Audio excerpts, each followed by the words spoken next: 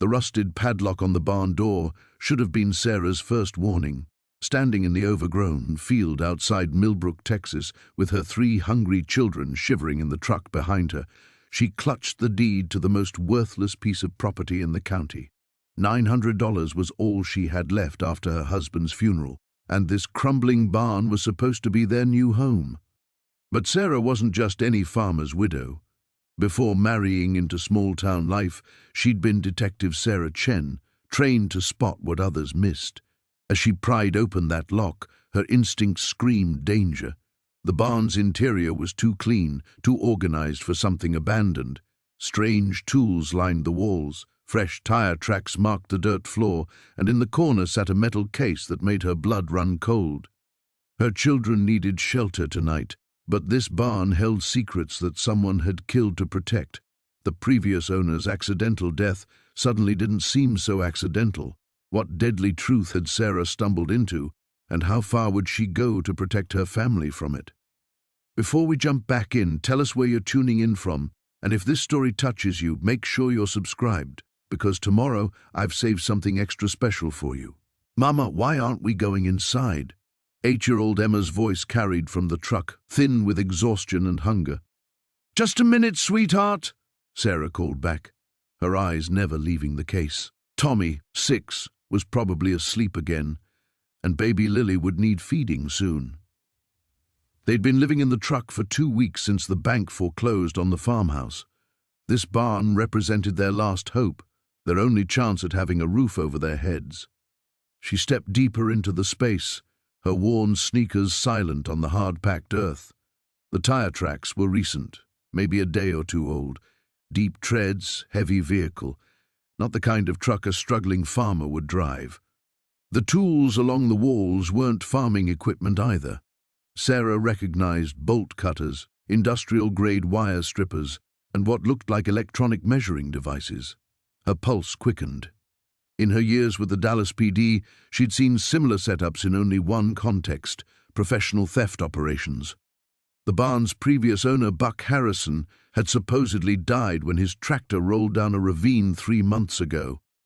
The county had auctioned his property for unpaid taxes, and Sarah's desperate bid of $900 had won her this worthless structure and the 5 acres surrounding it. The land appraiser had been confused why anyone would want it. Too far from town, soil too poor for farming, building too damaged to renovate. But Buck hadn't been farming. Sarah was certain of that now. She approached the metal case cautiously, noting the combination lock and reinforced corners. Professional grade, the kind used to transport valuable or dangerous materials.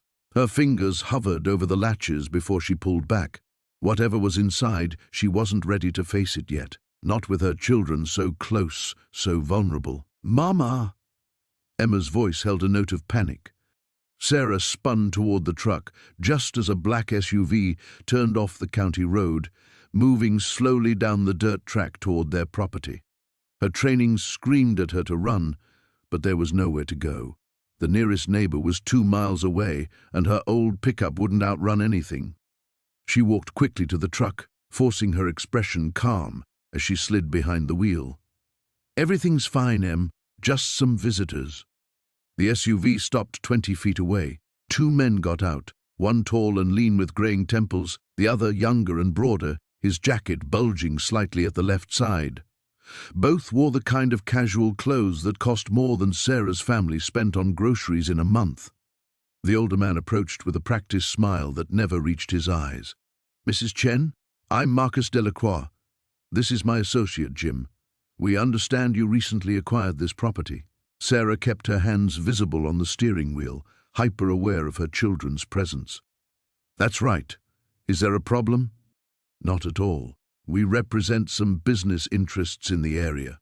We'd like to make you an offer, significantly more than what you paid, of course, enough to set you and your children up very comfortably elsewhere." The fact that he knew her name sent ice through her veins.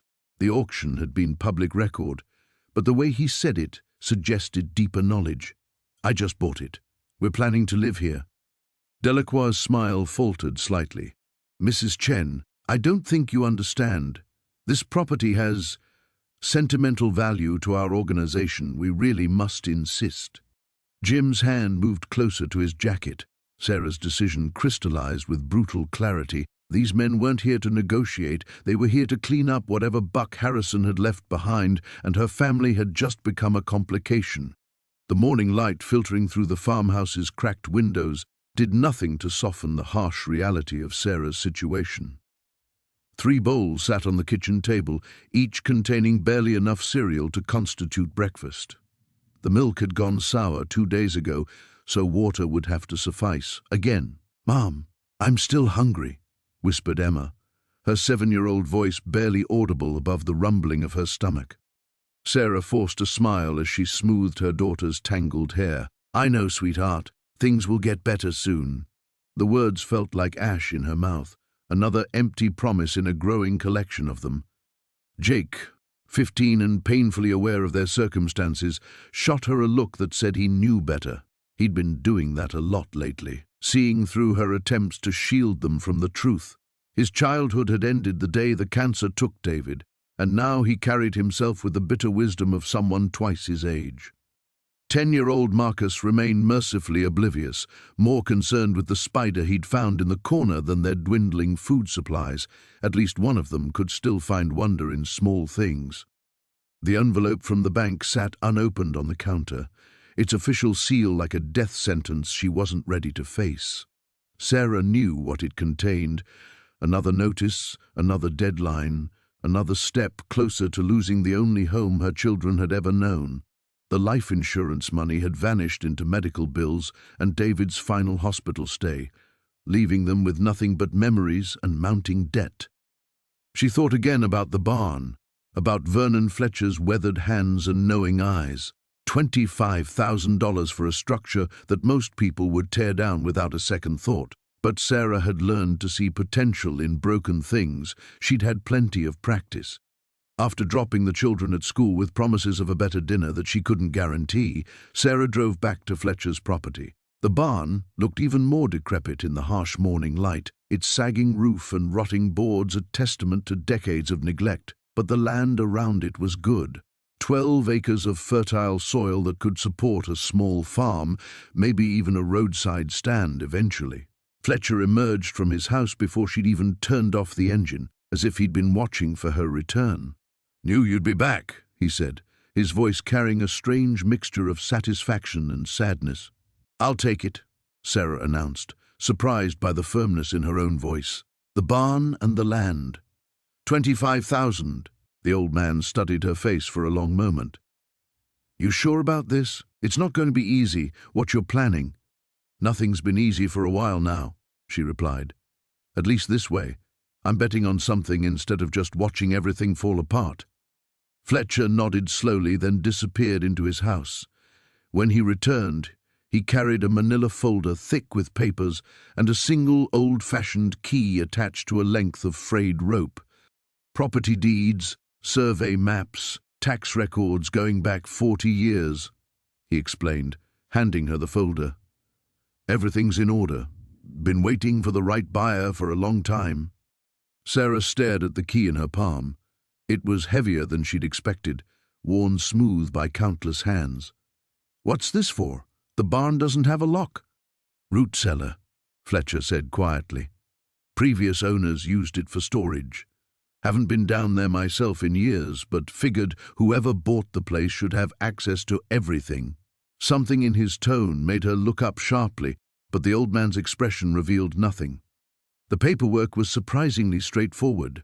No mortgage, no complicated financing, just a simple cash transaction that would drain every penny of her savings account. Sarah's hand trembled slightly as she signed her name, committing herself and her children to a future built on hope and desperation in equal measure. "One more thing," Fletcher said, as she prepared to leave. "The barn's got good bones, but she's been sleeping for a long time. Might take some coaxing to wake her up proper." "And Sarah?" He used her name for the first time, his voice dropping to barely above a whisper. "Some secrets are worth keeping, and some are worth sharing. You'll know the difference when the time comes." Before she could ask what he meant, Fletcher had turned and walked back toward his house.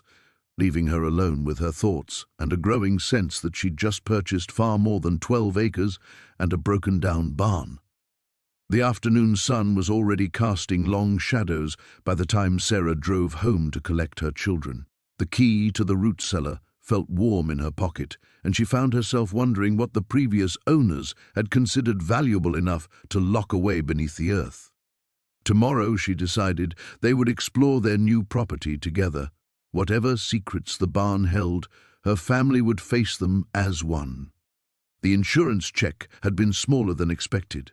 Sarah stared at the number on her laptop screen. Calculator app open beside the bank statement, the reality of her situation crystallizing with brutal clarity. After the funeral expenses, outstanding medical bills, and the mortgage payment that couldn't wait, she had exactly $3,742 between her family and complete financial ruin. Emma wandered into the kitchen, still in her pajamas despite it being nearly noon. At 15, she'd taken David's death the hardest, her grades plummeting from honor roll to barely passing. The guidance counselor had called twice this week alone. "There's nothing for breakfast," Emma announced, opening and closing cabinet doors with unnecessary force. "There's cereal," Sarah replied, not looking up from the screen. "We're out of milk." Sarah closed her eyes, feeling the familiar weight of failure settling on her shoulders. "I'll go to the store later." "With what money?" Emma's voice carried the sharp edge of someone who'd heard too many hushed phone conversations about overdue bills. Before Sarah could answer, 10-year-old Marcus burst through the back door, grass stains on his knees and dirt smudged across his cheek. "Mom, can I have lunch money for next week?" "Me too," added 7-year-old Lily, appearing behind him with her ever-present stuffed elephant. "Jenny's mom packs her these really cool bento boxes with—" "Stop!" The word came out harsher than Sarah intended. 3 pairs of eyes stared at her, and she saw David's expression reflected in each of them, that same gentle concern he'd worn whenever she was overwhelmed. "I'm sorry, I just need a minute." She grabbed her keys and headed for the door, ignoring Emma's call behind her. The Honda coughed to life on the 3rd try, another expense she couldn't afford to address. Sarah drove aimlessly through town, past the elementary school where she'd volunteered before David got sick, past the restaurant where they'd celebrated their last anniversary, past the real estate office where she'd signed the papers to list their house. That's when she saw the sign, Murphy Land and Auction Company. The office smelled like coffee and old paper. Behind the desk sat a woman with silver hair and kind eyes who introduced herself as Ruth Murphy. "I'm looking for something cheap," Sarah said, feeling foolish but desperate enough to continue. "Really cheap. Maybe a small house, or even land where I could put a trailer." Ruth studied her for a moment, then pulled out a thick binder. "What's your budget, honey?" "Under 4,000. Ruth's eyebrows rose, but she didn't laugh. Instead, she flipped through pages, muttering to herself, "Most folks want prime real estate, but sometimes—" She stopped at a page near the back. "Here, 37 acres about 20 minutes north of town. There's an old barn on it, probably from the 1940s. Needs work, well, needs everything really, but the land is good. Property taxes are owed. If someone takes it and pays the back taxes, it's theirs. Comes to about 3,500. It was insane, completely, utterly insane. Can I see it?" An hour later, Sarah stood in knee-high grass, staring at what might charitably be called a barn. The roof sagged in the middle, several boards hung loose like broken teeth, and she could see daylight through gaps in the walls. Ruth waited by her truck, giving Sarah space to absorb the magnitude of what she was considering. "Previous owner died about 10 years ago," Ruth called out. "Property's been tied up in estate issues until now. From what I understand, old man Garrett used to run cattle here, but that was back in the 60s. Sarah walked closer to the structure. Despite its obvious decay, something about it felt solid underneath, like good bones hidden beneath damaged skin. She pushed open the main door, hinges protesting with a rusty shriek. Inside, dusty shafts of sunlight illuminated a surprisingly spacious interior. The floor was concrete, cracked but intact. Above, massive wooden beams stretched across the space, and she could see where someone had once built a loft area. With work, lots of work, it could be livable. "It's crazy," she whispered to herself. But even as she said it, her mind was racing. She could section off areas for bedrooms, maybe install a wood stove for heat. There had to be a way to run electricity and water. David had always said she was resourceful, that she could fix anything if she put her mind to it. Her phone buzzed with a text from Emma. "Sorry about earlier. Are you okay?" Sarah looked around the broken barn, at the holes in the walls and the birds' nests in the rafters, at the impossible task of making this place into a home. Then she thought about her children, about the house they were about to lose, about having exactly $242 left after this purchase. "Ruth," she called out, her voice echoing in the empty space. "Where do I sign?" The children were finally asleep, their breathing soft and steady in the cramped motel room. Sarah sat on the edge of the bed, staring at the receipt from the barn purchase. $2,300, nearly everything she had left after the funeral expenses and Michael's medical bills.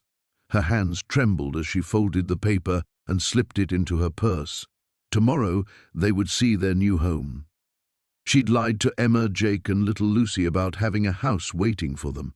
The barn was all she could afford, and even that felt like throwing money into a black hole. But the alternative was worse. Foster care, separated children, a family torn apart just when they needed each other most. Sarah pulled out her phone and Googled the property address again. The satellite image showed a weathered structure surrounded by overgrown fields, isolated from the nearest neighbor by at least half a mile. She'd driven past it only once before making the offer, desperation clouding her judgment. The elderly seller, Harold Winters, had seemed almost eager to get rid of it, asking no questions about her plans or financial situation. "Just needs someone who appreciates its potential," he'd said, his watery blue eyes avoiding hers. Now, in the harsh fluorescent light of the motel room, Sarah wondered what potential he'd been referring to. The building had been a working barn decades ago, but time and neglect had left it partially collapsed on one side. Still, the main structure appeared sound, and with some creative renovation she could section off living spaces. It wouldn't be pretty, but it would be theirs. A soft knock at the door made her heart race. Through the peephole she saw Harold Winters standing in the hallway, his thin frame hunched against the evening chill. Sarah glanced at her sleeping children before opening the door just wide enough to speak. "Mr. Winters, is everything all right?" The old man's face was grave, his hands fidgeting with a manila envelope. "I need to talk to you, Mrs. Chen, about the property. There are things you should know before you move in." Sarah stepped into the hallway, pulling the door closed behind her. "What kind of things?" Harold looked around nervously, as if checking for eavesdroppers. "My family owned that land for 3 generations. The barn, it wasn't always just for livestock. During the war, the second one, my father helped people who needed to disappear for a while. I don't understand. Underground railroad of sorts, but for a different war." Harold's voice dropped to a whisper. "There are spaces in that barn that don't show up on any blueprints. Hidden areas my father built to keep people safe. I should have mentioned it before, but..." Sarah felt a chill that had nothing to do with the night air. "Are you saying there are people living there?" No, nothing like that. It's been empty for years. But there might be belongings, things left behind. I never had the courage to look properly after my father passed." He thrust the envelope toward her. "These are the original construction notes. The real ones. You'll need them if you're going to make that place livable." Sarah took the envelope, feeling its weight. "Why didn't you tell me this during the sale? How did you know about Michael?" "Small town. Word travels." Harold turned to leave, then paused. "Mrs. Chen, whatever you find in there, remember that my father was a good man. He helped people when helping people was dangerous. If there are secrets in that barn, they're the kind worth keeping." Sarah watched him disappear into the elevator before returning to the room. The envelope felt heavy in her hands as she sat at the small table by the window. Inside were hand-drawn blueprints, yellowed with age, and marked with careful annotations in fading ink. Her eyes traced the lines showing false walls, hidden compartments, and what appeared to be an entire underground room beneath the barn's foundation. One notation caught her attention: emergency cache, northeast corner, 3 feet down. Below it, someone had written in different handwriting, "For those who come after us." Sarah's pulse quickened.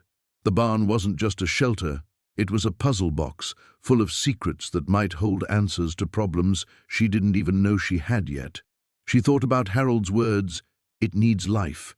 Perhaps what it really needed was someone desperate enough to uncover all its hidden truths. Outside, rain began to patter against the motel window.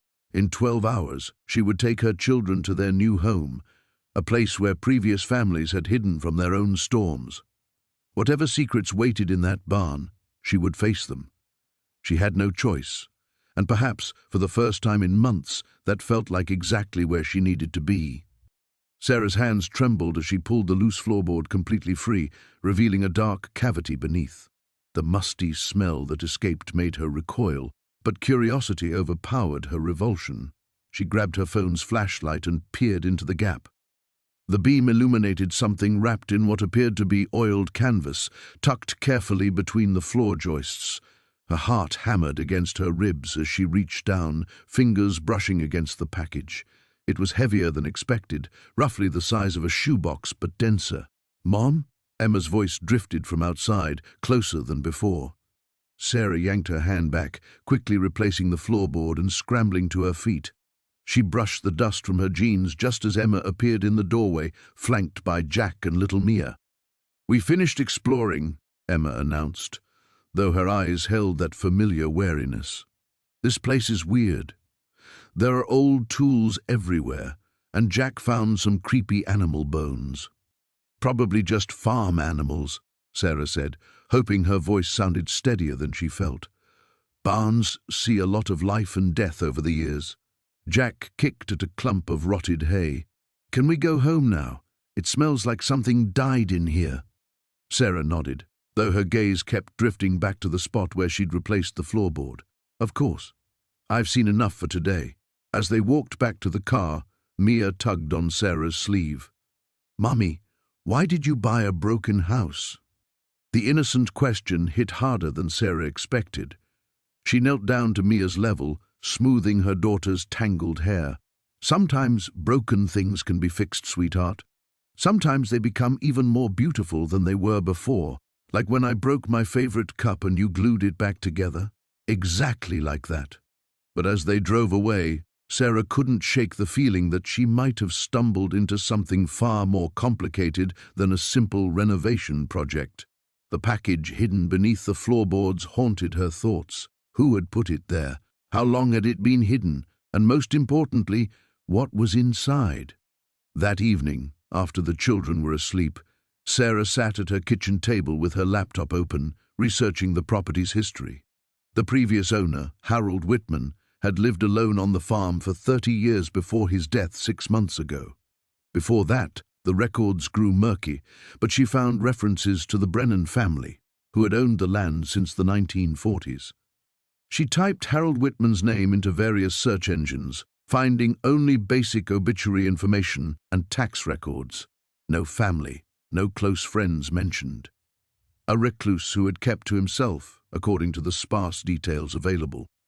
Her phone buzzed with a text from her sister Linda. "How's the money pit looking? Please tell me you haven't lost your mind completely." Sarah stared at the message without responding. Had she lost her mind? A month ago, she'd been a suburban mother with a modest life insurance payout and 3 children to raise alone. Now she owned a crumbling barn in the middle of nowhere, and she was obsessing over mysterious packages hidden in the floor. But something about that barn called to her. Maybe it was desperation, or maybe it was intuition, but she felt certain that building held answers she needed. The next morning, Sarah dropped the kids at school and drove straight back to the property.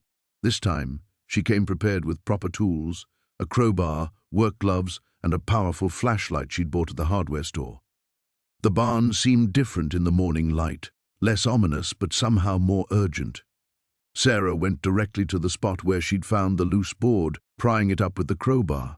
The package sat exactly where she'd left it, wrapped in its protective canvas. She lifted it carefully, surprised again by its weight. The canvas was old but well maintained, tied with rope that looked newer than the wrapping. Someone had accessed this hiding spot recently. Sarah's hands shook as she untied the rope. The canvas fell away to reveal a metal box, its surface tarnished but intact. A simple latch held it closed, no lock in sight. She hesitated, knowing that opening this box would cross a line. Whatever was inside had been deliberately hidden, and she had no right to it. But her mortgage payment was due in 2 weeks, and she had exactly $47 in her checking account. The latch clicked open. Inside, nestled in faded velvet, lay stacks of old bills bound with rubber bands. Sarah's breath caught as she lifted the first stack, her eyes widening at the denominations. Hundreds, fifties, more money than she'd seen in years. But underneath the cash, something else caught her attention. A leather journal, its pages yellowed with age. She opened it carefully, squinting at the cramped handwriting on the first page. "If you're reading this, then I'm dead, and you found my insurance policy. What you do with this information will determine whether you're my salvation or my downfall." Sarah's blood ran cold as she read the first entry date, 3 months ago. The insurance adjuster arrived at 8:30 sharp, his clipboard and measuring tape creating an official barrier between him and Elena's desperate hopes. She watched from the kitchen window as he circled the barn like a predator, occasionally stopping to photograph sections of rotted wood and sagging beams. "Mom, why does that man keep shaking his head?" Sophia asked, joining her at the window with a bowl of cereal. Elena forced a smile. "He's just being thorough, sweetheart." She knew better. Every shake of his head was another dollar subtracted from their potential claim, another dream crumbling like the barn's foundation. She'd spent the night researching structural repair costs online, and the numbers had made her physically sick. 20 minutes later, the adjuster knocked on her door. Harold Gimsby was a thin man with wire-rimmed glasses and the expression of someone who delivered bad news for a living. "Mrs. Vasquez, I've completed my preliminary assessment." He consulted his clipboard with theatrical precision. "I'm afraid the damage to the barn is considered pre-existing. The foundation issues, the roof deterioration, the structural instability, these problems clearly existed before you purchased the property." Elena's chest tightened, but the storm made everything worse. The roof damage, the flooding. Storm damage accounts for approximately 8% of the total structural problems. Gimsby's pen clicked against his clipboard. "Our maximum payout would be $1,200 minus your deductible." The number hit her like a physical blow. After the $500 deductible, she'd receive $700. It wasn't enough to fix a broken window, let alone restore an entire barn. "There has to be some mistake," she said, hearing the desperation creep into her voice. "I have children depending on this income, the pottery studio, the workshop space." "I understand your situation, ma'am, but insurance fraud is a serious crime." His voice carried a subtle warning. "I'd hate to see you make any unfortunate decisions." After he left, Elena sat at her kitchen table staring at the adjustment report until the words blurred together. $700. The amount mocked her from the official letterhead, a bureaucratic slap in the face to her family's future. The sound of tires on gravel drew her attention. She looked out to see a black pickup truck she didn't recognize pulling into a driveway. A man in an expensive suit climbed out, surveying her property with the calculating gaze of someone accustomed to finding value in other people's desperation. He knocked with the confidence of someone who owned things rather than merely used them. "Mrs. Vasquez, I'm Richard Blackwood, Blackwood Development Corporation." His smile was too white, too practiced. "I heard about your recent difficulties with the barn. I'd like to discuss a solution that might benefit us both." Elena kept the screen door latched between them. "I'm not interested in selling. Hear me out. I specialize in purchasing distressed properties. I could offer you $40,000 cash Closing next week. No inspections, no repairs required, no questions asked. He pulled a business card from his jacket pocket. That's enough to buy a nice house in town, closer to schools, shopping, civilization. The offer was exactly double what she'd paid for the entire property. It would solve her immediate problems, give her children stability, security. And yet something in Blackwood's manner set off alarm bells. "Why?" she asked. "What's your interest in a falling-down barn and 20 acres of nothing?" His smile never wavered. "I see potential where others see problems, rural development opportunities, perhaps a small subdivision. Nothing that would concern you once you've moved on." Through the screen, Elena studied his face. Blackwood was lying, not about the money, but about his motivations. His eyes held the same predatory gleam she'd seen in David's creditors, the same assumption that desperation made people stupid. Of course. But opportunities like this don't last forever. Market conditions change, development plans shift. He placed his card on the porch railing. "I'll need an answer by Friday." After he drove away, Elena found herself walking toward the barn despite everything. The insurance adjuster's yellow caution tape fluttered in the breeze like surrender flags, but she ducked under it anyway. Inside, filtered sunlight revealed the damage in harsh detail. Water stains, rotted beams, sections of floor that sagged ominously under her weight. And yet, standing in the space where she'd imagined her pottery wheel, where she'd pictured customers browsing handmade treasures, she felt something the insurance money and development offer couldn't provide. Hope. $40,000 would disappear eventually, into rent, food, the endless expenses of raising 3 children alone. But this place, broken as it was, belonged to them. It was the only thing David's debts hadn't touched, the only foundation she could build on. The metal box felt heavier than it should have as Sarah carried it toward the house, her hands trembling not from its weight, but from the implications of what lay inside. The children were still at school, giving her precious time to examine her discovery without having to explain what she couldn't yet understand herself. She set the box on her kitchen table, the same table where she'd spread out bills and foreclosure notices just days ago. The contrast wasn't lost on her. Then she'd been drowning in debts and desperation. Now she held something that might change everything. The question was whether that change would be salvation or damnation. The documents inside told a story that made her stomach churn. Property deeds dating back 60 years, all bearing the signature of Harrison Blackwood, the man who'd sold her the barn. But these weren't ordinary real estate transactions. Each deed represented land acquired for far below market value, often from families facing financial ruin. The pattern was unmistakable and predatory. A loose photograph slipped from between the pages, and Sarah's breath caught. It showed Harrison Blackwood with several other men she recognized, the bank president, the mayor, even Judge Patterson, who'd been handling her own mortgage proceedings. They were standing in front of what looked like her barn, but in better condition, with that same metal door she'd found propped against the wall. She flipped the photo over. Written in faded ink, "The Syndicate, 1998. The word syndicate sent ice through her veins. This wasn't just one man's greed. It was an organized effort spanning decades. And if these men were still in positions of power, still operating their scheme, then her discovery put her in extraordinary danger. Her phone buzzed, making her jump. A text from an unknown number. "Found something interesting in that old barn, did you?" Sarah's blood turned cold. She rushed to the window, scanning the tree line and empty road beyond her property. Nothing moved except autumn leaves dancing in the wind, but the feeling of being watched crawled across her skin like spiders.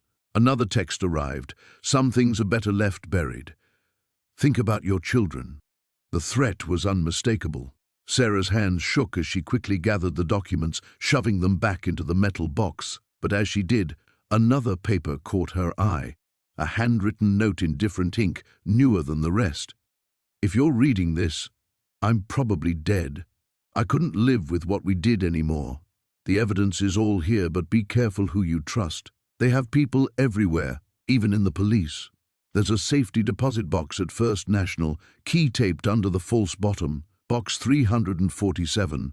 Everything you need to stop them is there. God forgive me for what I've done. James Whitmore. Sarah knew that name. James Whitmore had been found dead in his car 3 months ago, an apparent heart attack.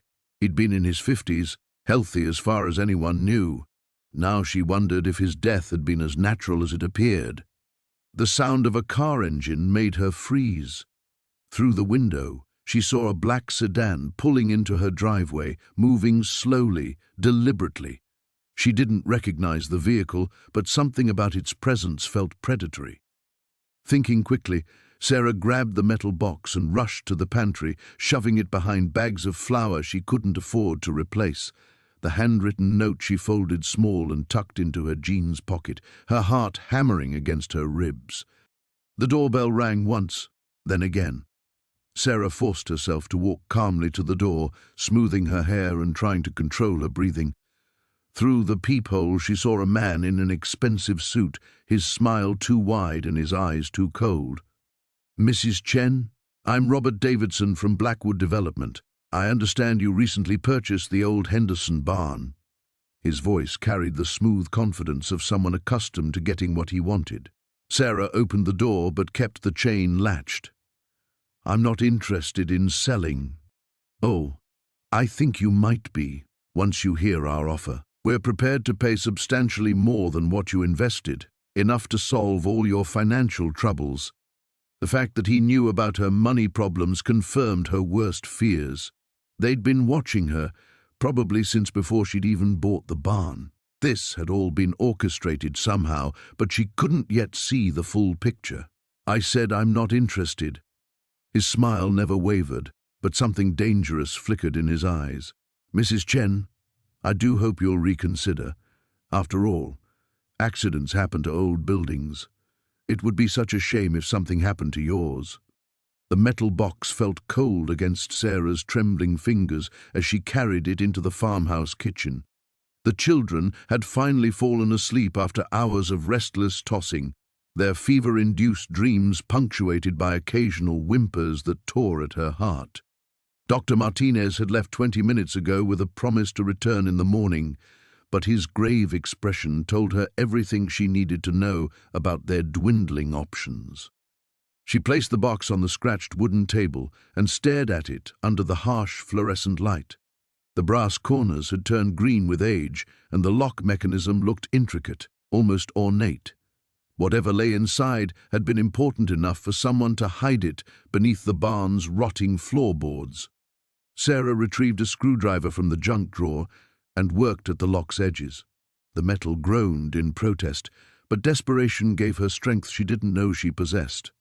After several minutes of careful prying, something clicked and the lid popped open with a soft sigh. Inside, wrapped in oiled cloth that had somehow survived decades of moisture, lay a collection of items that made no immediate sense. A leather journal bound with string, several yellowed photographs, a folded map of the county from what appeared to be the 1940s, and beneath it all, a small canvas bag that clinked softly when she lifted it. Her breath caught as she opened the bag and poured its contents onto the table. Dozens of cut gemstones tumbled out, catching the light and throwing rainbows across the kitchen walls. Rubies, emeralds, sapphires, and diamonds of various sizes, all professionally cut and polished. Even to her untrained eye, they looked valuable beyond anything she could have imagined. She flipped through pages of meticulous handwriting, her eyes scanning entries that grew increasingly frantic in tone. Edmund wrote about packages arriving in the dead of night, about desperate people paying him to hide their most precious possessions. European refugees, he noted, fleeing the war with nothing but the jewelry and gems they could carry. One entry made her stomach lurch. The Goldstein family arrived tonight with their daughter, barely alive from the journey. They had no money for passage to New York, only the emerald necklace that belonged to the grandmother. I told them I would keep it safe until they could return for it. God help me, I pray they survive long enough to come back. Page after page detailed similar stories. families torn apart by war, leaving their treasures with Edmund as they searched for safe passage to relatives in other states or countries. He had promised to keep their valuables secure, to return them when the families could reclaim them. But as Sarah read on, she realized that many of those families had never returned. The final entries, dated in late 1943, revealed Edmund's growing illness and his fear that he would die before the rightful owners could be found. His last legible entry read, "I have hidden everything beneath the barn floor. If something happens to me, may God guide these treasures back to their families or to someone who will use them for good rather than greed." Sarah's hands trembled as she examined the photographs. Black and white images of families, couples, children, all with names and locations written on the back in Edmund's careful script. The Goldsteins, the Kowalskis, the Dubois family. Faces full of hope and terror, captured in what might have been their last moments of relative safety. A sound from upstairs made her look up. Emma was calling for water, her voice weak but lucid. Sarah quickly gathered the gems back into their bag and closed the journal. She climbed the stairs with a glass of cool water and found Emma sitting up in bed, her fever finally seeming to break. "Mama," Emma whispered as she sipped the water, "I dreamed about people hiding in our barn. They were scared but grateful to be safe." Sarah's blood ran cold. What kind of people, sweetheart? Families with children. They had suitcases and were crying, but they said the nice man promised to help them. Emma's eyes, clearer now than they'd been in days, focused on her mother's face. It felt so real.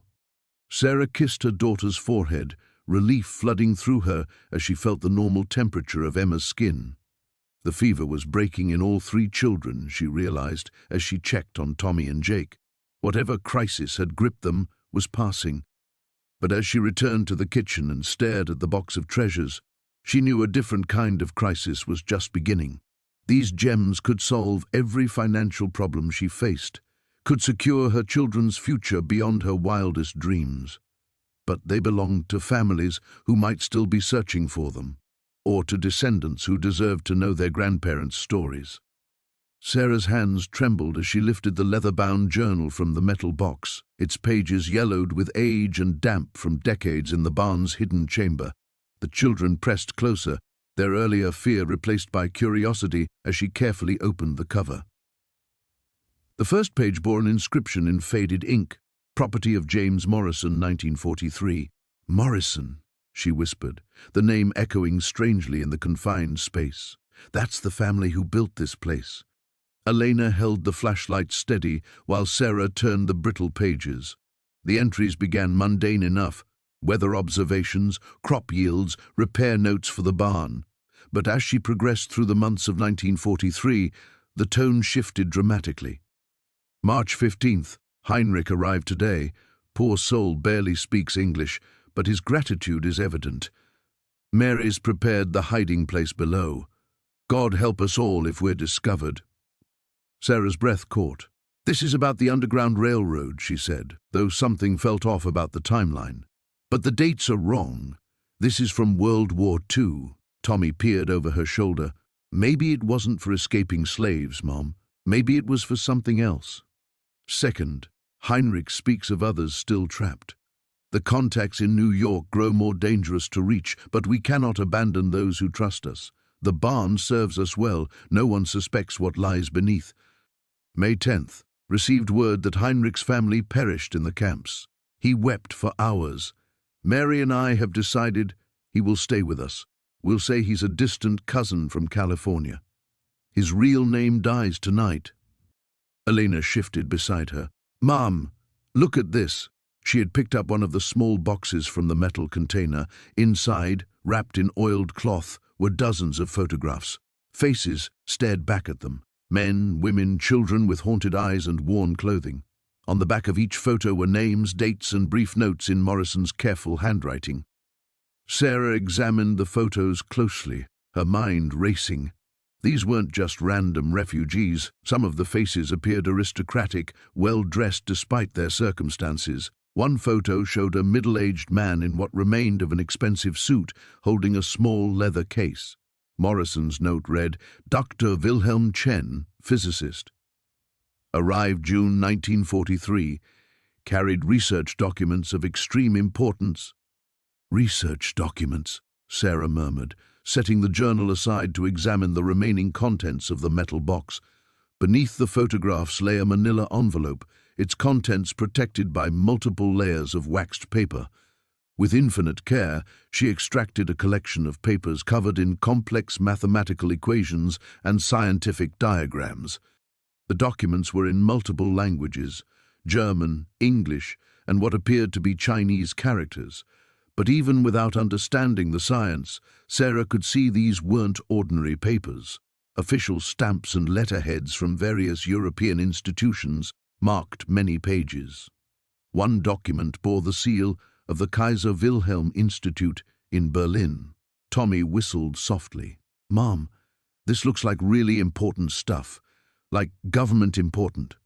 Sarah's heart pounded as she continued examining the papers. Dr. Chen hadn't just been any refugee. He'd been a scientist fleeing with research that someone had considered valuable enough to risk everything protecting. The dates on the documents preceded America's atomic bomb program, preceded many of the technological advances that had shaped the post-war world. The Morrison family wasn't just hiding people, she realized aloud. They were protecting knowledge, scientific discoveries that could have fallen into the wrong hands. Elena found another wrapped bundle in the box, a collection of letters addressed to various universities and government officials, never sent. In them, James Morrison had documented everything, the refugees who had passed through, the research they'd carried, the network of safe houses stretching across 3 states. He'd been preparing to turn everything over to the authorities after the war, but according to the journal's final entries, he'd died suddenly in late 1945. The last entry, written in a different hand, presumably his wife Mary's, was brief but chilling. A James passed yesterday. Heart gave out. The secret dies with us.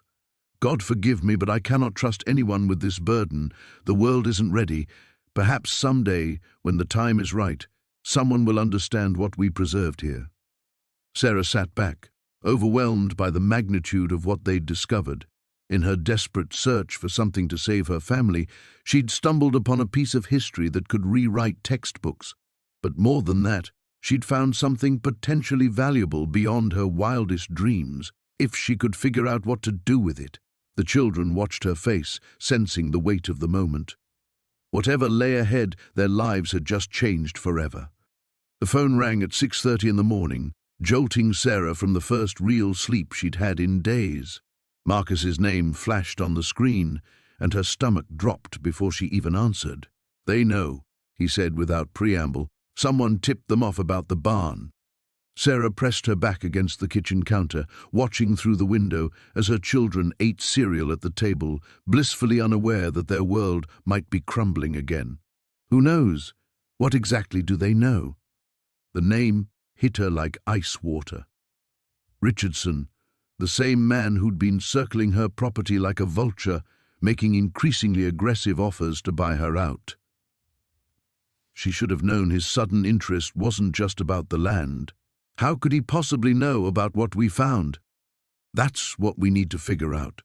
Sarah, if the county sends investigators before we can properly document everything, before we can establish legal ownership, Marcus's voice trailed off, but she understood.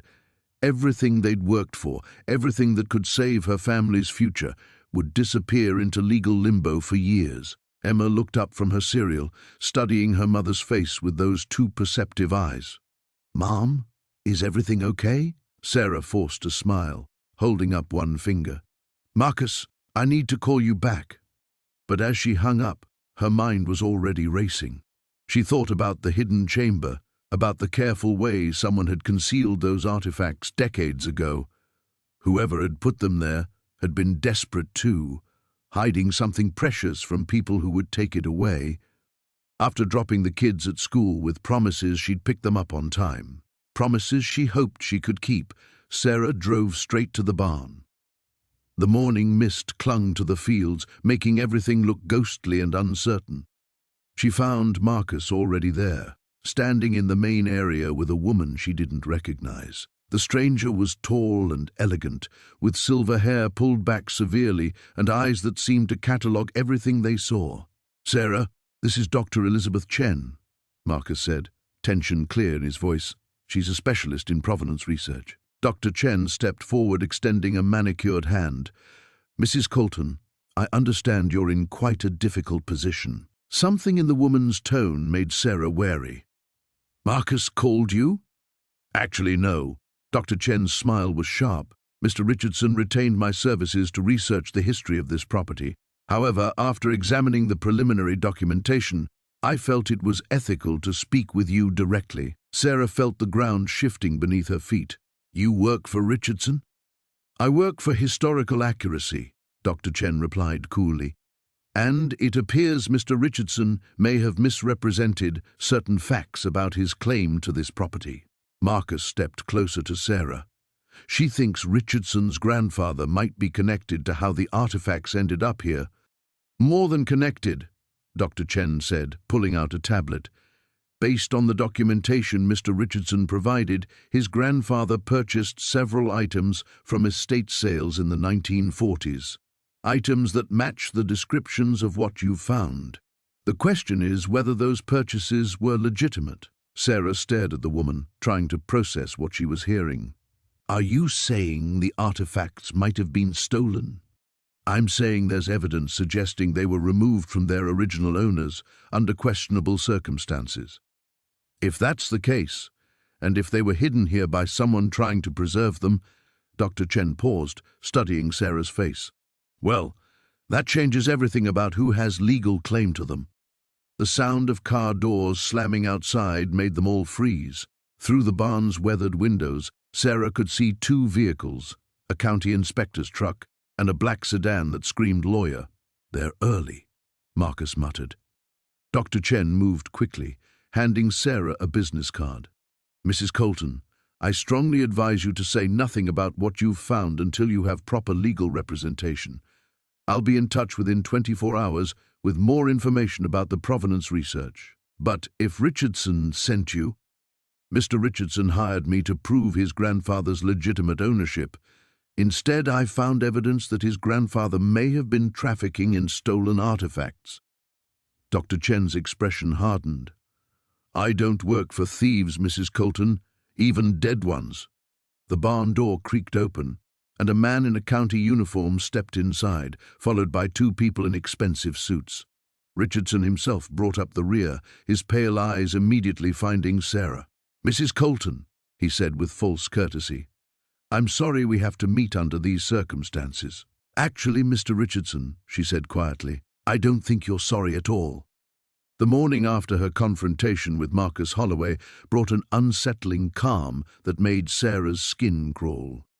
She stood at her kitchen window, watching the fog roll across the fields toward the barn, and tried to shake the feeling that she was being watched.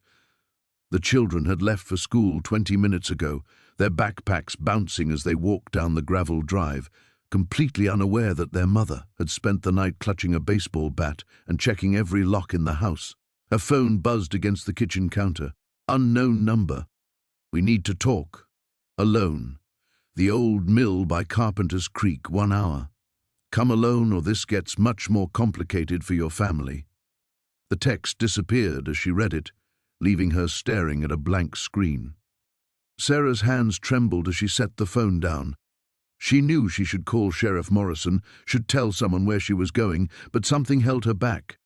Maybe it was the mention of her family, or maybe it was the growing realization that she'd stumbled into something much larger than a simple property dispute. 45 minutes later, she parked her pickup truck behind the crumbling remains of Whitmore's old grain mill. The building had been abandoned for decades, its roof partially collapsed and walls covered in rust stains that looked disturbingly like dried blood in the morning light. She checked her phone. No signal, of course. Marcus Holloway emerged from the shadows of the mill's loading dock, but he wasn't alone. A woman Sarah didn't recognize stood beside him, professionally dressed in dark clothing that seemed out of place in the rural setting. Something about her posture suggested she was accustomed to being the most dangerous person in any room. "Mrs. Chen," Marcus called out, his voice carrying none of yesterday's hostility. "Thank you for coming." Sarah stayed near her truck, keys clutched in her hand. "I'm listening, but I'm not moving any closer." The woman stepped forward. "My name is Elena Vasquez. I work for certain parties who have a vested interest in your property. More investors wanting to lowball me for the land." "Not exactly." Elena's smile was razor-thin. "We're more interested in what you found beneath it." The words hit Sarah like a physical blow. They knew about the bunker. Somehow they knew. Marcus cleared his throat nervously. "Sarah, what you discovered down there, it's bigger than you understand. That bunker isn't just some Cold War relic. It was used for government research that officially never happened." "Research into what?" Sarah demanded, though part of her dreaded the answer. Elena pulled out a tablet and swiped through several documents. Experimental technologies, advanced materials, things that certain foreign governments would pay handsomely to acquire. "I don't care about foreign governments. I care about feeding my children and keeping our home." "Which is exactly why we're here," Elena said smoothly. "We're prepared to offer you a very generous sum for exclusive access to the bunker's contents, enough to secure your family's future permanently." Sarah's mind raced. The money would solve everything, the mortgage, the children's college funds, all of it. But something in Elena's tone made her stomach churn. "What happens if I say no?" The silence stretched uncomfortably long before Marcus answered. "Sarah, these people, they're not the type who take no for an answer gracefully. Is that a threat?" Elena stepped closer, and Sarah noticed a slight bulge beneath her jacket. "It's a reality. The materials in that bunker are a matter of national security. One way or another, they'll be recovered. The only question is whether you and your family benefit from the process or become obstacles to it."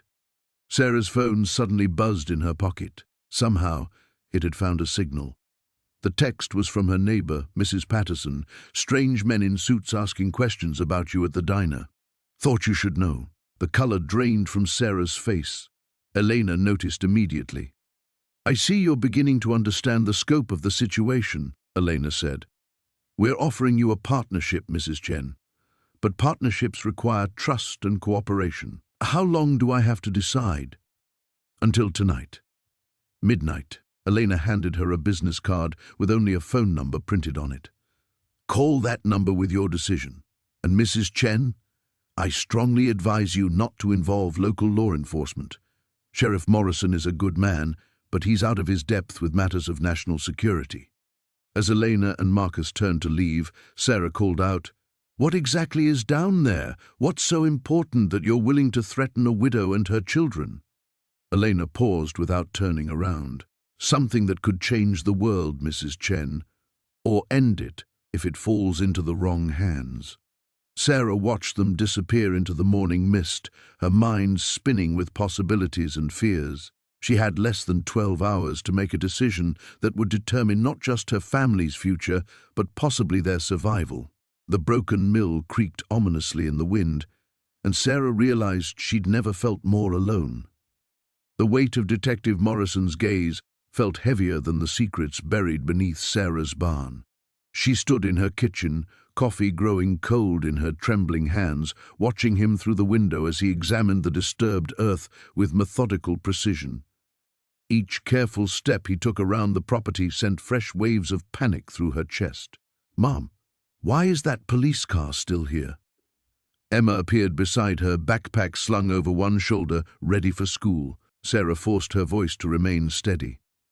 "Just some routine questions about the property, sweetheart. Nothing to worry about." But everything felt like something to worry about. The metal detector Morrison carried gleamed in the morning sunlight, and Sarah knew it was only a matter of time before it led him to the spot where she'd been digging.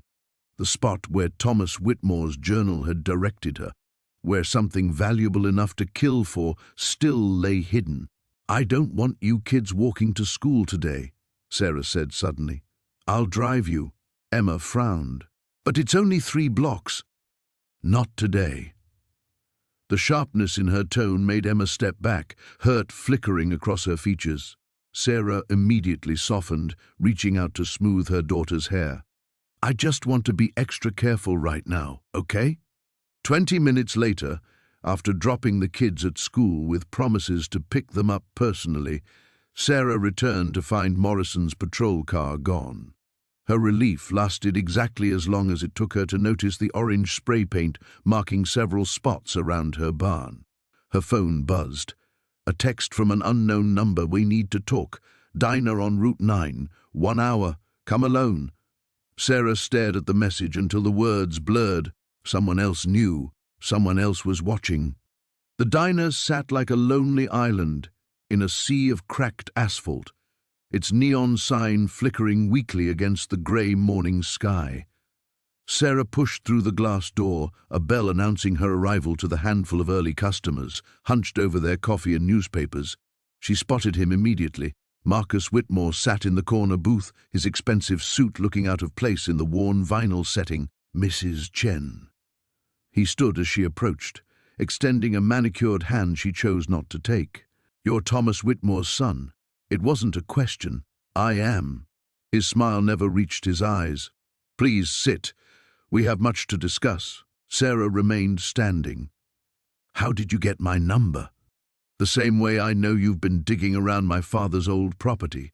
The same way I know Detective Morrison paid you a visit this morning." Marcus gestured to the seat across from him. "Please, this doesn't have to be adversarial." Against her better judgment, Sarah slid into the booth. A waitress approached, but Marcus waved her away with casual dismissal that made Sarah's skin crawl. "My father was a complicated man," Marcus began, folding his hands on the table. "Brilliant, but obsessive. He had theories about that land, about what previous owners might have hidden there." "What kind of theories?" Marcus leaned forward. "The kind that got him killed." The words hit Sarah like ice water. "I thought his death was an accident." "Officially, yes. A tragic fall from the barn loft." Marcus's laugh held no humor, but my father was terrified of heights, wouldn't climb a stepladder to change a light bulb, yet somehow he ended up 30 feet off the ground? Sarah's mind raced. "You think someone murdered him?" "I know someone murdered him. The question is whether you're going to end up the same way. Are you threatening me?" "Quite the opposite." Marcus reached into his jacket, and Sarah tensed, but he only pulled out a manila envelope. "I'm offering you a way out. $500,000 for your property. Cash. You can take your children somewhere safe, start over." "What's really buried out there?" she asked. "Does it matter? Whatever it is, it's not worth your life, or your children's lives." The threat was subtle but unmistakable. Sarah's hands clenched beneath the table. "And if I refuse?" Marcus's facade of civility cracked slightly. "Then you'll discover that some family legacies are written in blood." "My father learned that lesson too late." Sarah stood abruptly, the vinyl seat squeaking beneath her. "I need time to think." "Of course, but don't take too long." Marcus pulled out his phone, scrolling to a photo that made Sarah's blood freeze. Emma, Jake, and Michael walking out of their school, backpacks bouncing, completely unaware they were being photographed. "Beautiful children," Marcus said softly. "It would be such a shame if anything happened to them." Sarah was moving before conscious thought took hold, her hand reaching for the door handle as Marcus's voice followed her. 24 hours, Mrs. Chen. Then my offer expires." The diner's bell chimed her exit like a funeral toll. The rain hammered against the barn's tin roof as Sarah crouched beside the hidden compartment, her hands trembling as she lifted out another leather-bound ledger. The beam from her flashlight danced across pages filled with meticulous handwriting, dates, names, and amounts that made her stomach clench with recognition. Every entry told the same story. Marcus Brennan had been systematically embezzling from the town's development fund for over a decade. "Mom?" Emma's voice drifted from the house, barely audible over the storm. "Where are you?" Sarah's heart lurched. She'd lost track of time, consumed by the damning evidence spread before her. The children would be wondering where she'd gone, especially with the power flickering on and off. She called back through the rain, assuring Emma she'd be inside soon, then turned her attention back to the documents. The most recent entries made her blood run cold. Brennan had accelerated his theft in the past 6 months, siphoning funds meant for the new elementary school, the road repairs, even the emergency services budget. The amounts were staggering. Enough to explain why the town had been struggling financially, why services had been cut, why her own husband's paramedic unit had been operating with outdated equipment. A loose photograph slipped from between the pages, landing face up in the dirt. Sarah's breath caught. It showed Brennan shaking hands with a man she didn't recognize, both standing beside surveying equipment near what looked like her barn.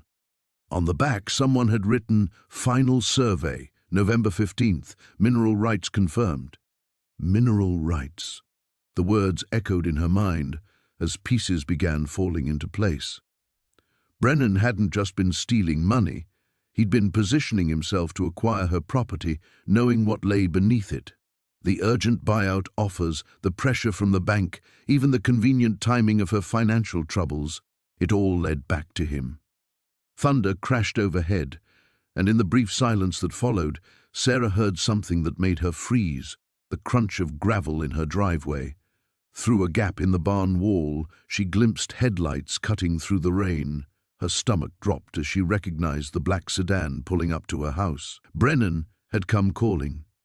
Moving with desperate efficiency, Sarah gathered the most incriminating documents and stuffed them into a plastic bag she'd brought for the evening's cleaning supplies.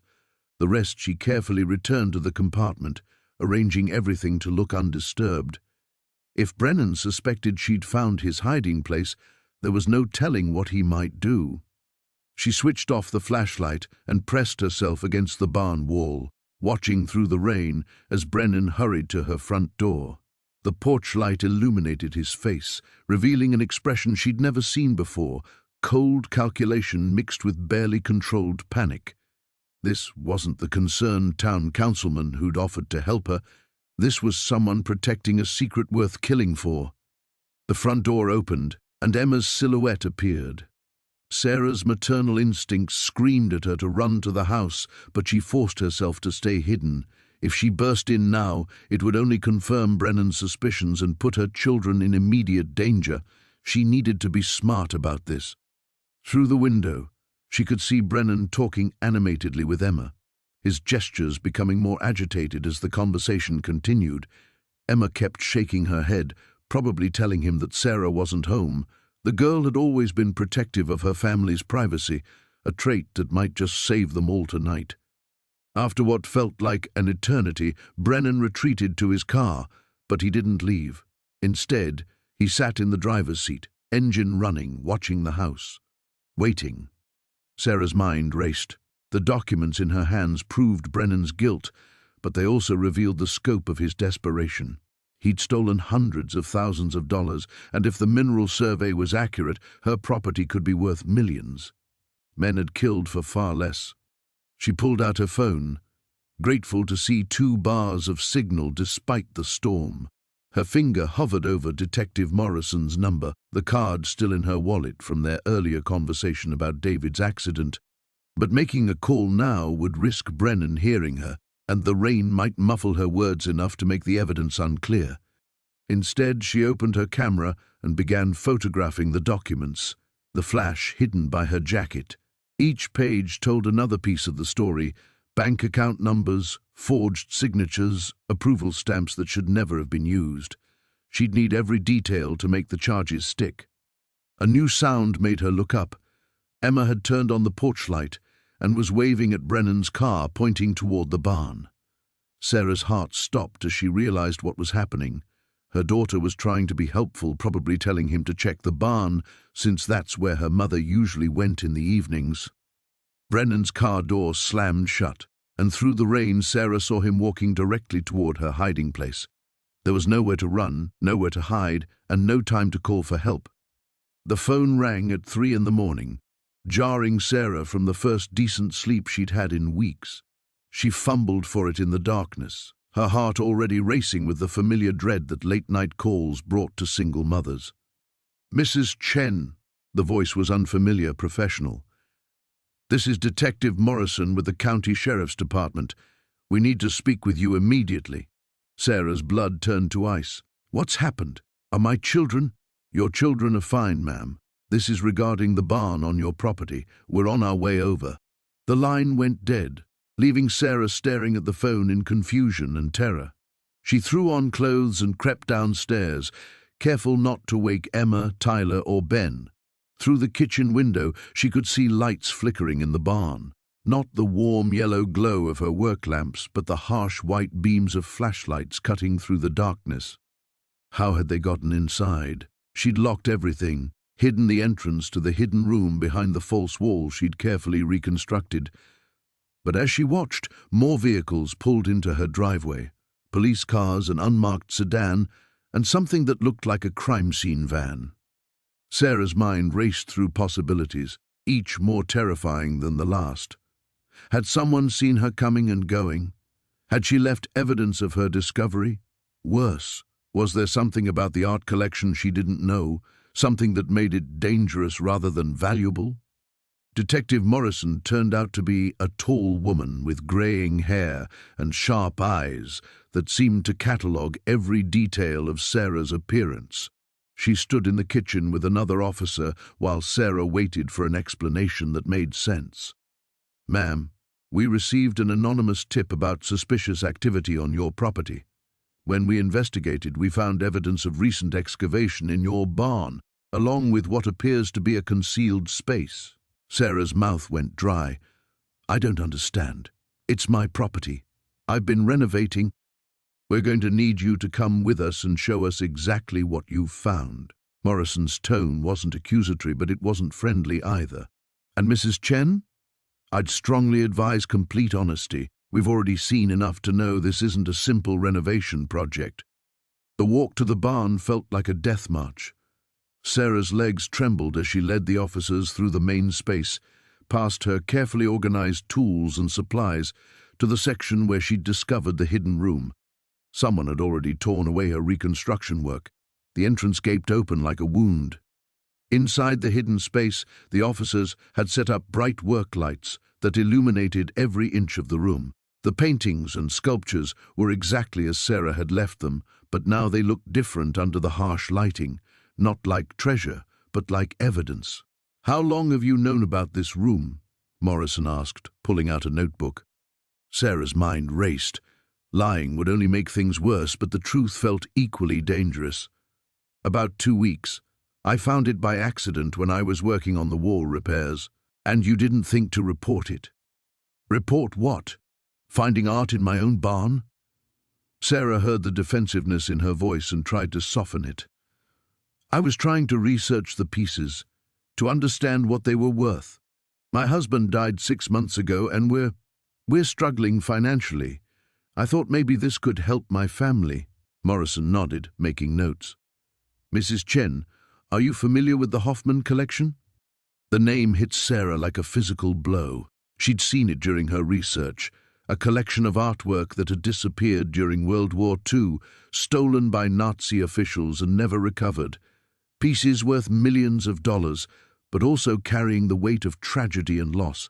I saw references to it online," Sarah whispered.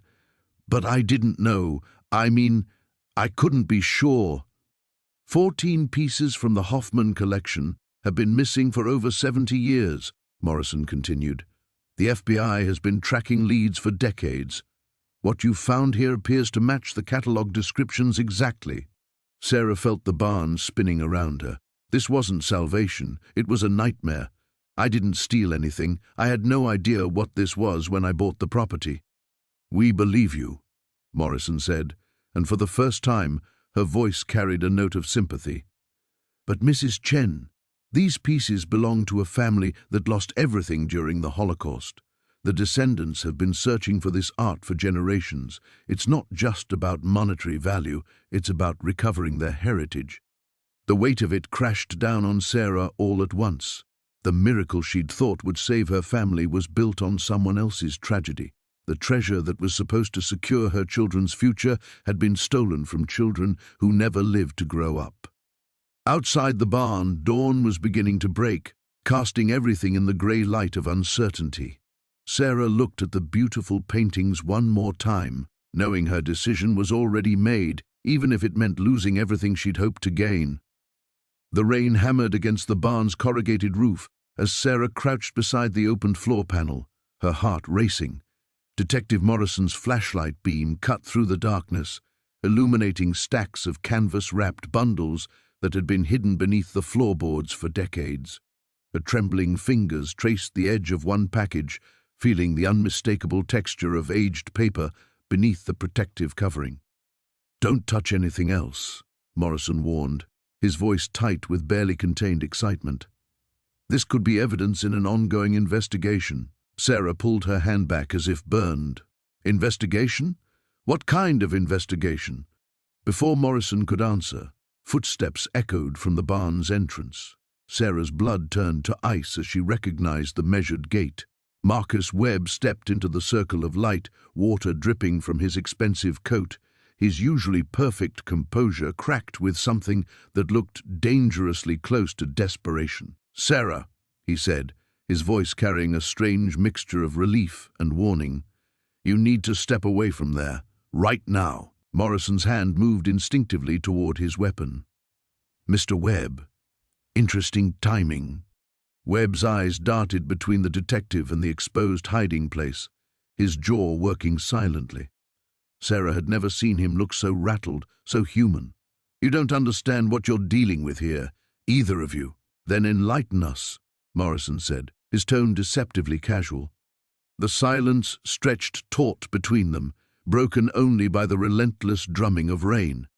Sarah found herself caught between two men who clearly knew more about her barn's secrets than they'd been willing to share. The weight of her children's future pressed down on her shoulders as she realized how far out of her depth she'd swum. Webb ran a hand through his silver hair, aging 10 years in the space of a heartbeat. "Those documents, they're not just valuable historical artifacts, they're evidence of something that certain people would kill to keep buried." "What kind of evidence?" Sarah's voice came out as barely a whisper.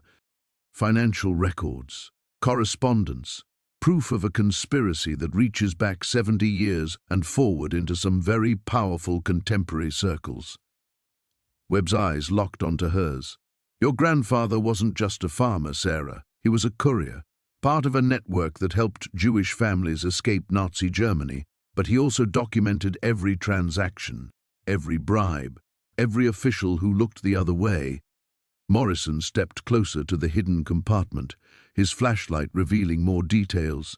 "And some of those officials had children, grandchildren, people who've built political and business empires on family legacies that this documentation could destroy."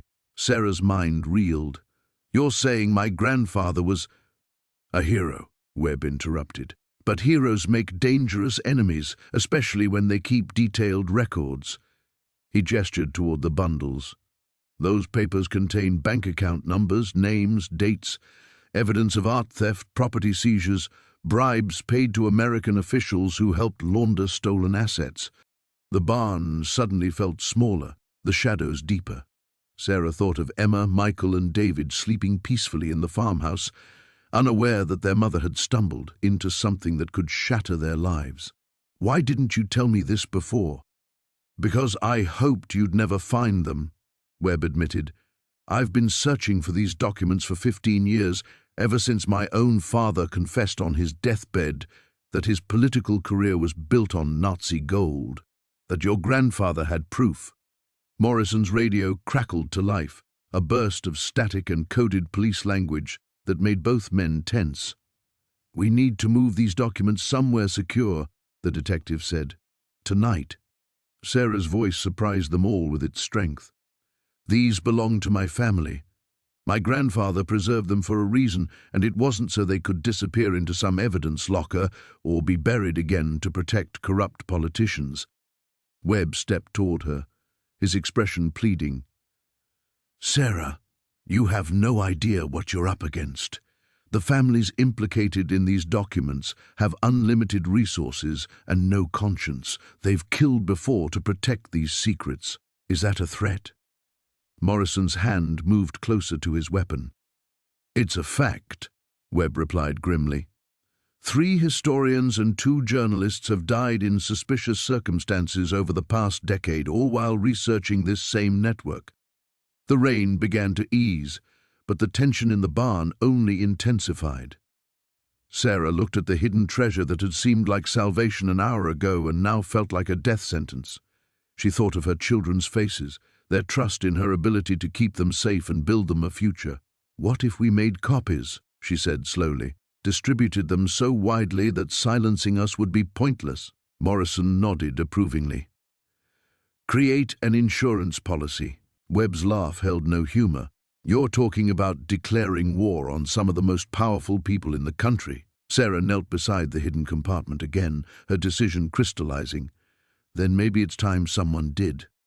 The morning sun cast long shadows across the barn floor as Sarah knelt beside the wooden crate, her hands trembling as she lifted the final painting from its protective wrapping.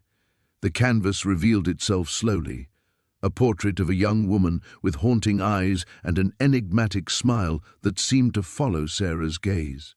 Even to her untrained eye, the brushwork was extraordinary, each stroke deliberate and masterful. "Mom, there's someone here to see you," Emma called from the barn entrance, her voice tight with concern. Sarah's blood turned to ice. Through the gap in the barn doors, she could see a sleek black sedan parked beside her rusted pickup truck. A man in an expensive suit was walking toward them, his polished shoes incongruous against the dirt and hay scattered around the barn's entrance. "Mrs. Crawford," the man's voice was smooth, professional. "I'm Marcus Whitfield from Whitfield Acquisitions. I believe we need to talk."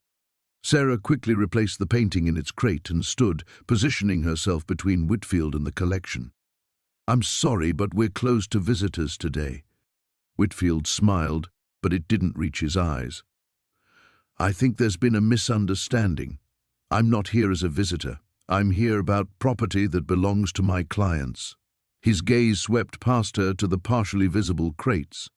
"Property that was stolen from them over 30 years ago. I don't know what you're talking about." Sarah kept her voice steady, though her heart was hammering against her ribs. "Of course you do." Whitfield stepped closer, and Sarah caught the scent of expensive cologne mixed with something colder, the smell of money and power. The Kellerman collection, 13 paintings that disappeared from a private gallery in 1989, paintings worth approximately $47 million. The number hit Sarah like a physical blow. 47 million. The magnitude of what she'd discovered suddenly felt crushing rather than liberating. "Even if such paintings existed," she said carefully, "and even if they were somehow on this property, how do you know they weren't legitimately purchased?" Whitfield reached into his jacket and pulled out a thick manila folder. "Because we have documentation proving they were part of an insurance fraud scheme. The gallery owner, one Heinrich Kellerman, reported them stolen and collected the insurance payout. Then he secretly moved them here, to property owned by his brother-in-law." He paused, letting the implications sink in. "Your late husband's father?" Sarah felt the ground shifting beneath her feet. Everything she thought she understood about her discovery was crumbling. "That's impossible. My father-in-law was a simple farmer." Behind her, Sarah heard Emma's sharp intake of breath. Her daughter had heard everything. "What do you want?" Sarah asked, though she already knew the answer.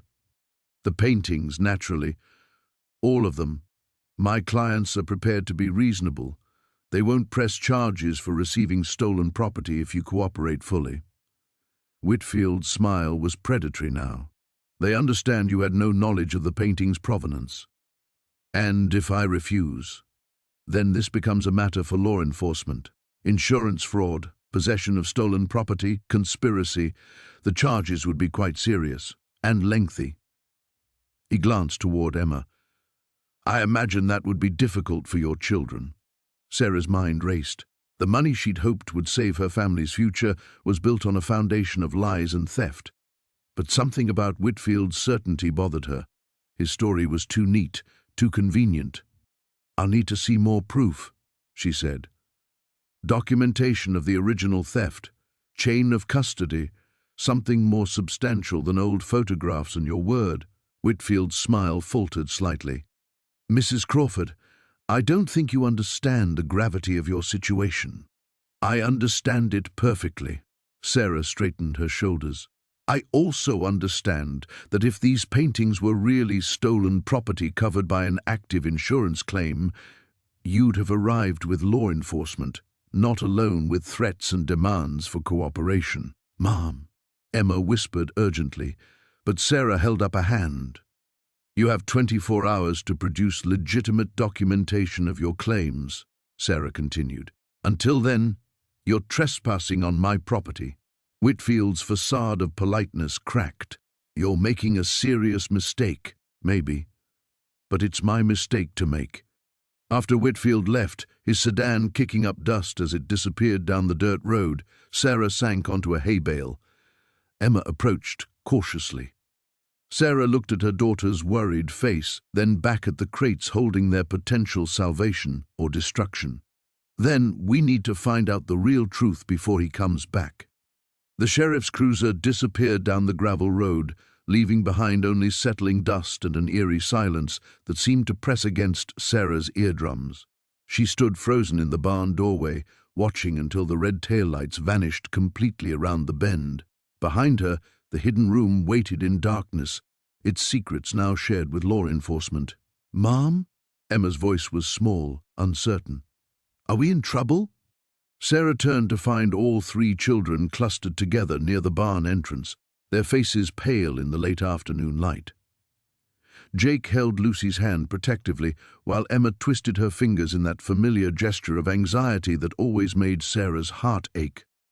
No, sweetheart, we're not in trouble. Sarah pulled them close, breathing in the scent of their hair, grounding herself in their warmth. The sheriff just needed to see what we found.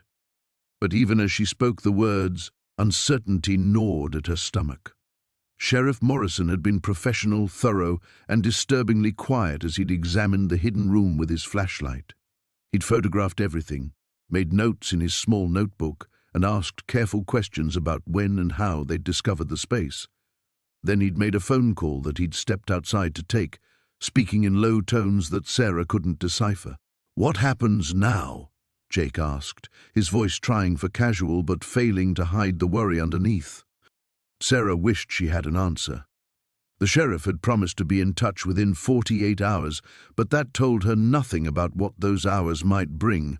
Would federal agents arrive to claim the artifacts? Would historians descend on their property? Would their quiet sanctuary become a circus of attention they couldn't afford? Now we wait, she said finally, and we keep this between us until we know more. As they walked back toward the house, Sarah's phone buzzed. Marcus Chen's name appeared on the screen, and her pulse quickened. She let it go to voicemail, not ready to explain why she'd called off their meeting so abruptly earlier. Inside the kitchen, Sarah moved through the motions of preparing dinner while her mind raced. The pasta water boiled over twice before she noticed, and she nearly added salt to the salad instead of the water. The children seemed to sense her distraction and ate quietly, stealing glances at her when they thought she wasn't looking. She stared at the phone, thumb hovering over his number. Marcus had been nothing but helpful and professional, but how could she explain what they'd discovered without sounding completely unhinged? How could she tell him that their barn apparently contained enough historical artifacts to warrant immediate law enforcement attention? A soft knock interrupted her thoughts. Emma stood in the doorway wearing her pajamas, her expression serious beyond her years. Mom, are we going to lose the house? The question hit Sarah like a physical blow. Why would you ask that? Emma shrugged, but her eyes were bright with unshed tears. Bad things always happen when grown-ups get that worried look. You have that look. Sarah opened her arms and Emma rushed into them, suddenly small and vulnerable again despite her mature observations. Over Emma's head, Sarah caught sight of Jake and Lucy hovering in the hallway, clearly waiting for her answer. Come here, all of you. They gathered on the couch, a tangle of arms and legs and worried faces. Outside, the sun was setting behind the barn, casting long shadows across the yard they'd worked so hard to call home. "I won't lie to you," Sarah began slowly. "I don't know exactly what's going to happen. What we found in the barn is important, more important than I understood at first. There might be some complications ahead." "What kind of complications?" Jake pressed. "The kind where other people might have opinions about what we should do with what we found. The kind where lawyers and government officials might get involved." Sarah chose her words carefully, not wanting to frighten them more than necessary. Lucy, who had been quietly picking at a loose thread on the couch cushion, suddenly looked up. "But it's our barn." "Yes, it is," Sarah said firmly. "And this is our home. Whatever happens, we'll face it together and we'll find a way through it." As she tucked them into bed later, Sarah tried to project confidence she didn't feel. The barn loomed dark against the star-filled sky, its ordinary exterior hiding secrets that might change everything. Tomorrow would bring answers, but tonight brought only questions and the weight of decisions that felt too large for her shoulders. She checked the locks twice before going to bed.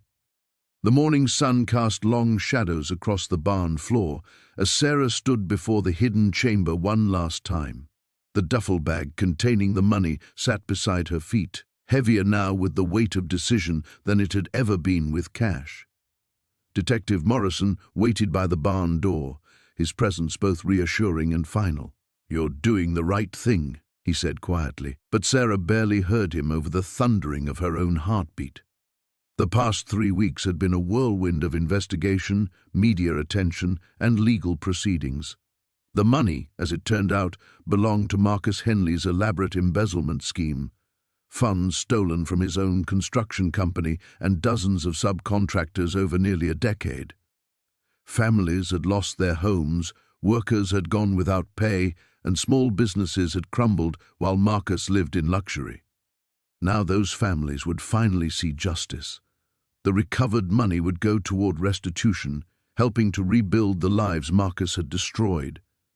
Sarah understood this, accepted it even, but the bitter irony wasn't lost on her. She had found salvation only to watch it slip through her fingers. "Mrs. Chen?" Morrison's voice was gentle. "We should go." Sarah nodded, picking up the bag. As they walked toward his car, she heard the familiar sound of the school bus grinding to a halt at the end of her driveway. Emma, Jake, and little Lucy came bounding toward the house, their faces bright with the simple joy of another day survived. "Mom!" Lucy called out, running ahead of her siblings. "Mrs. Patterson says we can visit the horses again this weekend." Sarah's heart clenched. Their elderly neighbor had been kind, letting the children spend time with her animals, but Sarah knew even those small pleasures might soon be memories. Without the money from the barn, foreclosure was inevitable. She had perhaps 2 months before they'd lose everything. "That sounds wonderful, sweetheart," she managed, forcing a smile as she kissed Lucy's forehead. Emma, now 13 and far too perceptive, studied her mother's face with concern. "Everything okay, Mom?" "Everything's fine," Sarah lied, the words tasting like ash in her mouth. After Morrison left with the money, Sarah sat at her kitchen table with a stack of bills and her laptop, trying to perform the impossible arithmetic of making nothing stretch to cover everything. The insurance settlement from David's death had long since been exhausted on medical bills. Her part-time job at the grocery store barely covered groceries, let alone the mortgage, utilities, and the 1,000 other expenses that came with raising 3 children alone. She was so absorbed in her calculations that she almost missed the soft knock at her front door. Through the window she saw an unfamiliar woman, middle-aged, well-dressed, holding what appeared to be a manila envelope. "Mrs. Chen? My name is Patricia Williams. I wonder if I might have a moment of your time." Patricia settled into the worn armchair across from Sarah, her eyes kind but serious. "I represent a group of the families affected by Marcus Henley's crimes. We heard about what you did, turning in the money when you could have kept it, when you clearly needed it yourself." Sarah felt heat rise in her cheeks. "I did what anyone would do." "Bo," Patricia said firmly, "you did what the right person would do. And that's exactly why we're here."